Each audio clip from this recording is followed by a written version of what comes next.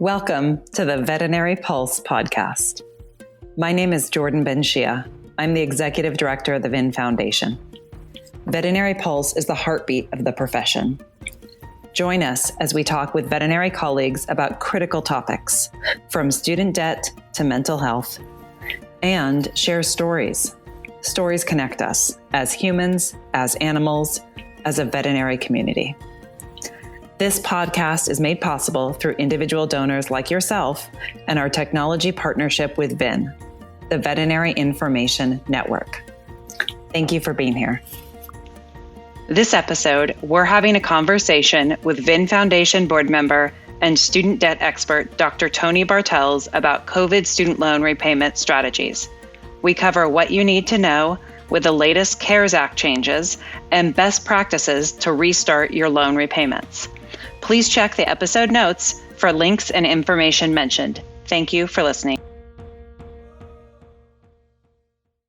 Hi, Tony. Thanks so much for joining us. Thanks for having me again. So can you tell us a little bit about why you're so passionate about student debt? I mean, clearly you're the one that does a lot of the webinars. You're providing a phenomenal amount of information. What is it that drives you to help so many veterinary students and veterinarians in this situation? Yeah, that's a great question. I think I mostly because my wife and I are living it, right? So we are both veterinarians and we both use student loans to pay for our veterinary education, and combined we have in excess of $400,000 of federal student loans. So it makes sense that we're really passionate about this because we have a direct connection to it. And previously, before going to veterinary school, I had a career in corporate finance, and numbers were kind of a thing that's I just we're always kind of drawn to. And unfortunately, this is just kind of one of those ugly side effects of becoming a veterinarian these days. So is student debt, and sometimes the numbers can get quite large. So trying to help our colleagues make sense of their repayment options and how it all works and can work best for them is just seemed like a natural fit for me, and because I have a direct connection and vested interest in understanding this myself, it made sense to try to pass along what we've learned and our experience with paying student loans on to our colleagues as well. I think that boots on the ground approach and sort of experience that you have is clearly, I think, almost the best way to come to this, right? Because it's easier to kind of from an outside approach look at this and try to understand it, but when you are boots on the ground, you're in this. And as you said, you've got a vested interest. Yeah, for sure. And I think that it's just so hard. It requires almost full-time attention to understand what is going on with student loans and the rule changes, particularly now with COVID-19 and the pandemic student loan repayment relief that I know we're going to talk about. I mean, it's become so intensive to try to not only understand what's real, but to, pick through the noise and all of the other things that I see are often out there that are not very helpful and are not very accurate. So so veterinarians can get past all of that stuff and get on to, what they went to veterinary school for, and that was for treating animals and helping their owners. Right. It is a very confusing topic. And there also is, unfortunately, as we've seen, there is also some advice out there that was not in the best interest of those with student loans. And that can be tricky as well. And so hopefully the information that we're providing will give them some clear direction. Let's just dive in. What's going on with student loans this year and where are we at now? Yeah, so we've seen a lot of changes to federal student loans, particularly this year, all of it having to do with COVID-19 and the effects that's had on the economy. And essentially since March 13th, interest and payments have been turned off, right? So the interest rates for all federally held student loans have been set to zero since March 13th. So anybody with those types of loans has not accrued any interest during that time frame. And for those of us in repayment, the payments have essentially been shut off as well, right? So they've been put in an automatic forbearance, which was a little problematic. The forbearance terminology is not always associated with good things, but in this case, the forbearance that turned off the interest and the payments on our student loans also came with the additional benefit of counting towards forgiveness if you are using an income-driven repayment strategy or working towards public service loan forgiveness. So those were some pretty beneficial changes that have been made for those of us who have these federally held student loans. And this was initially supposed to end on December 31st. What's the time frame that we're looking at now with the latest information? Yeah, actually, it was supposed to end at the end of September, right? So September 30th, it was supposed to shut off. That's what the CARES Act, the legislation that dealt specifically with this, indicated that those benefits would be shut off at the end of September. However, they have been extended through presidential action twice now. So they were extended initially through the end of December, and then most recently, as of last Friday, actually, they were extended another month. So right now, we can expect those same benefits to persist through January 31st, 2021. Okay, so we've got an extra month at this point, and we just don't know, right? I mean, we don't know what's going to happen with the new administration. We don't know what's going to happen come January. There's a lot of things up in the air. So what do veterinarians with veterinary student debt loans need to know right now? Yeah, I would say that you need to know how to interpret what has been released in terms of information. So the relief has been extended in its current form through the end of January, which means you really don't have to do anything between now and the end of January. I do expect to see some additional information come out from our loan servicers. Actually, I just got an automated message from my loan servicer, Great Lakes, yesterday, which was telling me how the relief was due to end on December 31st. So that wasn't very helpful, right? Because we know that it has been extended another month, right? So I suspect the student loan repayment system was never meant to be turned on and off like a switch like this, right? So I think, in anticipation of this period, this benefit ending at the end of this year, I think the loan servicers were scrambling to provide information. And in that whole approach, like yesterday, I got an automated message that was telling me what I needed to do to keep my loans in good standing after the first of this coming year. And the reality is we've got another month, right? So just be aware that you're probably going to get some information from your loan servicer, or you're going to see some information floating around out there that may not always be entirely accurate, but you don't have to make a payment. You're not going to have any interest accruing through at least the end of January 31st, 2021.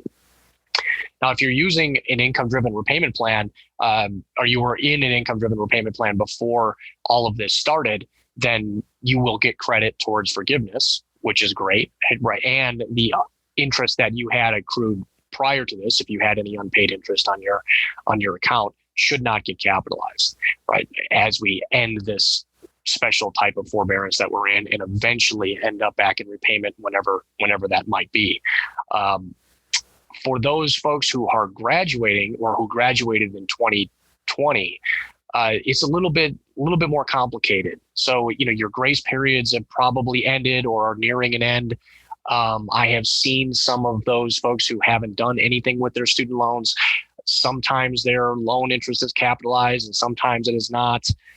Technically speaking, once your grace period ends, your loans automatically enter a standard 10-year repayment plan. So for those of you that have done nothing since you graduated, your loans are technically in repayment after the grace period ends. But because of this benefit, you haven't had to make any payment and you haven't seen any additional interest accrue, right? So I would encourage those folks who have recently graduated in 2020 and your grace period has just ended to submit an income-driven repayment application. If you file a tax return before you graduated, you probably have a pretty low or no income on that tax return. That will set your payment to zero when and if this relief period ends. And at that point, you won't have to make a payment, but you can still kind of reevaluate your situation at that moment. What you want to avoid there is having a standard 10-year monthly payment due, say, on February 1st, right? So you don't want to be put in that position where if you've got a veterinary size, student debt balance and you're automatically in the standard 10-year plan, but it's really hard to tell because nothing has really happened since you graduated. in terms of repayment, you want to avoid having a $2,000, $3,000, $4,000 monthly payment due because you're automatically in that standard 10-year plan, right? So apply for an income-driven repayment plan, if nothing else, just to buy you some time to decide which is the most effective repayment strategy for me as you're working through that information. And what if a veterinarian is in an income-driven repayment plan prior to COVID, but they're working towards public service loan forgiveness? What do they need to know? Yeah, so one of the other stipulations that were included with the CARES Act and these presidential executive actions is that the time spent in this forbearance period does count towards forgiveness, meaning it counts towards income-driven repayment, taxable forgiveness, or the non-taxable version of public service loan forgiveness. Right? So as long as you still continue to work for a public service loan forgiveness qualifying entity, so a state, federal, tribal, 501c3 nonprofit organization, then that time that you've been working and otherwise meeting the public service loan forgiveness qualifications would count towards public service loan forgiveness, right? So you should receive, the 9, 10, 11 plus months of qualifying time towards public service loan forgiveness, as long as you were still employed by that entity and met the 30 hours per week employment qualification. If they are in repayment but not in an income-driven repayment plan, your recommendation is that they get in an income-driven repayment plan. Is that correct? So for those folks that are working towards public service loan forgiveness, absolutely, right? Because that's one of the requirements for making a public service loan forgiveness qualifying payment is using an income-driven repayment plan, right? So if you weren't using an income-driven repayment plan prior to this pandemic relief starting in March, then you want to apply for one, right? So you can make sure that you can get that time to qualify towards public service loan forgiveness. And what about those who are in repayment, not working towards public service loan forgiveness, but not in an income-driven repayment plan? So if you're not in an repayment plan, if you're not in an income-driven repayment plan, you're likely using some time-driven repayment plan, right? So you're either in a standard 10-year plan, the default repayment plan, or you're maybe in an extended one or a graduated repayment plan. Those types of things don't result in an unpaid interest balance, right? So your loan balance has pretty much been where it was when you entered the pandemic relief period, right? So, and if you still maintained your income, right? So we've seen the veterinary profession, particularly small animal, veterinary profession has really been quite busy during this pandemic period. So a lot of veterinarians are making more money than they have ever, right? So if you're in a time-driven plan and your student debt to income ratio is less than 1, then it can make financial sense to actually make some payments during the pandemic period, because your payments are going to go directly towards the principal, which will reduce the amount of interest that accrues when that interest gets turned back on after the pandemic relief period is over. But what I would recommend in that case, because you just never know what can happen. Right? This pandemic is, if anything, has just taught us, how certain uncertainty can be. Right. So I think that, to prepare yourself adequately, I would allocate money that I would have otherwise maybe put towards my student loans in a special account, maybe interest bearing, right? So I'm earning some interest on that savings. And then right before the pandemic relief period is due to end, I would consider making a bulk payment towards those student loans. That's going to go directly towards my principal. Again, as long as everything in my other financial life was in good order and I didn't anticipate any changes to my income coming up, and I've already maximized my retirement savings and built my emergency fund, and I was meeting some other financial goals that I might have, I might consider making an additional payment towards my student loans if I were not using an income-driven repayment plan, and only if my student debt-to-income ratio is less than 1, and I anticipate it remaining there for the duration of repayment. Okay, that's some good advice, because I'm betting there are people who probably are thinking, this money I have this money which would normally go to student loans. What do I do with it? Holiday shop? What are we talking? It might be, I would just like to emphasize that if you were using an income-driven repayment plan prior to this pandemic relief, and particularly if your debt-to-income ratio is greater than 1, or even greater than that, greater than 2, where we know it's quite likely you're going to hit student loan forgiveness under the income-driven repayment plan, it doesn't make sense to pay more than your income requires, right? So like my wife and I are anticipating reaching student loan forgiveness eventually, right? And during this pandemic relief time, we haven't had to make any student loan payments. We also haven't been accruing any interest, but the time counts towards forgiveness. So this has been extremely beneficial for those of us who anticipate reaching forgiveness, because we haven't had to make any payments, the time still counts, but the interest stopped accruing as well, right? So less will ultimately end up being forgiven just by virtue of this pandemic student loan repayment relief.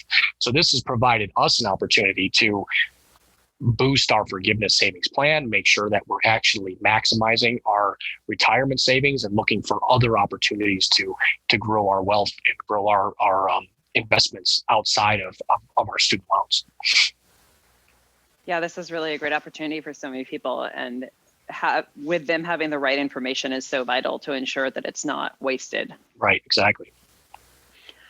With everything that we've discussed, we are in an ever-changing environment always, but especially in 2020.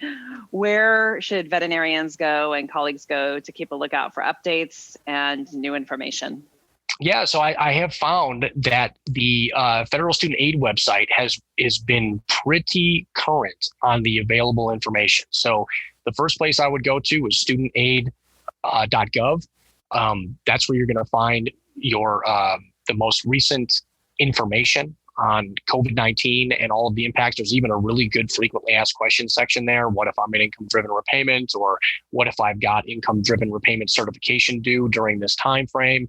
What can I expect, or what are my responsibilities? Does my time count towards forgiveness? All of that stuff is actually laid out in pretty good detail on I think it's studentloans.gov. Not studentaid.gov. So studentloans.gov, you can find that information at the top of the screen. There's a COVID-19 pandemic student loan information center. Your loan servicers have been a little bit behind in terms of providing information. So again, they're usually the primary source and the ones that are going to provide you the most direct information. But unfortunately, I always have to go back to studentloans.gov to check to make sure that what they're telling me actually matches what the Department of Education is saying, right? And then third, go to VIN Foundation, right? vinfoundation.org. We've been releasing some blogs and creating some pages that deal with this kind of content specifically. That's where we've been posting a lot of more detailed information that corresponds to what we're covering here. So it's vinfoundation.org on the blog. We've got a page that deals specifically with COVID-19 and the direct effects to your student loans. And then we've also got the Student Debt Center on VIN Foundation. So vinfoundation.org/student debt center. That's where you can upload your student aid data file, understand what your student loans look like, and then ultimately simulate them long term. We do also factor in the repayment relief that's been in effect for this period. So it will account for those impacts on your long-term student loan projection. And then ultimately, if you need direct assistance, reach out to VIN Foundation, student debt at vinfoundation.org. We've got a couple of different ways through VIN or through VIN Foundation to get you some direct assistance with your student loans and repayment questions. And all of these links that you've just mentioned, we'll put in the episode notes, and along with those four suggestions of where to go. So in case everybody listening doesn't remember those URLs, don't worry, just check the episode notes and you'll get all those links there. Is there any other information you think veterinarians with student loans need to know? Yeah, I think that, I think it really, I think that the more that you can be an active participant in your own repayment strategy and education, the less it's going to reduce the stress around student loans and repayment. At least that I have found that to be the case for myself and also the students and veterinarians that we work with. Knowledge is power, right? I know it's cliche, but the more that you know about how this stuff can work, the more educated decision you can make on your repayment strategy. And it really does help to reduce that stress that's associated with student debt. I think a lot of that stress around student loans comes from just not knowing generally how to be comfortable with either managing debt or how finances work, and particularly how the finances of student loans work, which are completely different from, traditional finance and other loan types that we see. Right. So you have to just be an active participant, right? You're invested in these decisions, right? These are your student loans and they have a direct impact in terms of your short and long-term finances. So really taking an active role, I think, can help reduce that stress that is associated with it, whether it be financial stress or emotional stress that are associated with your student loans. So don't stick your head in the sand. Yeah, essentially, don't stick your head in the sand. That is never a good repayment strategy. Thanks so much, Tony, for joining us. I really appreciate it. Is there anything else you wanted to share? No, I think thanks for doing these. I think these are a really helpful way of getting this information out. You can listen to them at your leisure. They're not as intensive as some of the climbing mom debt sessions that we do, but that's okay. We can do these in bits and chunks, and hopefully that helps. I do have to, again, I have to correct myself here, having some website dyslexia. So the federal student aid website is studentaid.gov. So I was right the first time. So studentaid.gov is where you can go to not only download your student aid data file, but also get those up-to-date COVID-19 informational releases on what's currently happening with your student loans. Wonderful. And all those will be in the episode notes as well. So we'll make sure that the correct links are in there, and everything that Tony's mentioned, you guys can go and check out. Thanks so much, Tony. I really appreciate it. Thank you, Jordan. Thank you for joining us for this episode of the Veterinary Pulse. Please check the episode notes for additional information referenced in the podcast. If you enjoyed this podcast, please follow, subscribe, and share review. We welcome feedback and hope you will tune in again. You can find out more about the VIN Foundation through our website, vinfoundation.org, and our social media channels. Thank you for being here. Be well.